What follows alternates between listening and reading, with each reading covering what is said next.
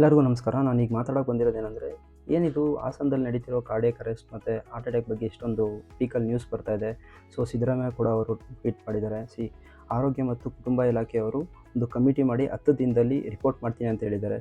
ನಾನು ಎಲ್ಲ ಆರ್ಟಿಕಲ್ಗಳನ್ನ ತೊಗೊಂಡು ಒಂದು ವಿಷಯ ನಿಮಗೆ ತಿಳಿಸೋಣ ಅಂತ ಬಂದಿದ್ದೀನಿ. ಒಂದು ಯಾವುದೇ ಜನಗಳು ಸುಮ್ಮನೆ ಅನ್ನೆಸರಿಯಾಗಿ ಮಾಹಿತಿಗಳನ್ನ ಫಾರ್ವರ್ಡ್ ಮಾಡೋಕ್ಕೆ ಹೋಗಬೇಡಿ. ಒಂದು ವಿಷಯ ನನಗೆ ಕೇಳ್ಪಟ್ಟೆ, ಇದು ಕೋವಿಡಿಂದ ಬಂದಿರೋದು, ಲಸಿಕೆ ತೊಗೊಂಡಿದ್ದರಿಂದ ಬಂದಿದ್ದು. ಸೊ ಈ ಥರ ಎಲ್ಲ ಮಾತಾಡೋಕ್ಕೆ ಹೋಗಬೇಡಿ. ಏನಕ್ಕೆ ಅಂದರೆ, ಏನು ರಿಪೋರ್ಟ್ ಬರುತ್ತೆ, ಸೊ ಅವ್ರಿಗೇನು ಫಿಸಿಕಲ್ ಏನು ಇತ್ತು ಅವ್ರಿಗೆ, ಸೊ ಮೊದಲೇ ಅವ್ರಿಗೆ ಇಶ್ಯೂ ಇತ್ತಾ, ಇಲ್ಲಾಂದರೆ ಒಂದು ಇನ್ಹೆರಿಟೆನ್ಸಿಂದ ಬಂದಿತ್ತಾ, ಅದನ್ನೆಲ್ಲ ಒಂದು ರಿಪೋರ್ಟ್ ಬರೋ ತನಕ ನೋಡಿ ಮಾತಾಡೋಣ. ಹಾಗೆ ಬರೀ ನಾವು ಹಾಸನನೇ ಪಾಯಿಂಟ್ ಔಟ್ ಮಾಡೋಕ್ಕಾಗಲ್ಲ. ಕರ್ನಾಟಕದಲ್ಲಿ ಪ್ರತಿ ವರ್ಷ 96,150 ಜನ ತೀರೋಗ್ತಿದ್ದಾರೆ ಈ ಕಾರ್ಡಿಯಾಕ್ ಅರೆಸ್ಟಿಂದ.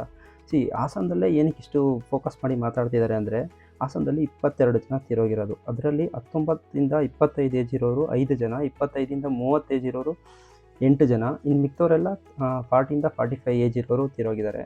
ಅದಕ್ಕೋಸ್ಕರ ಇದು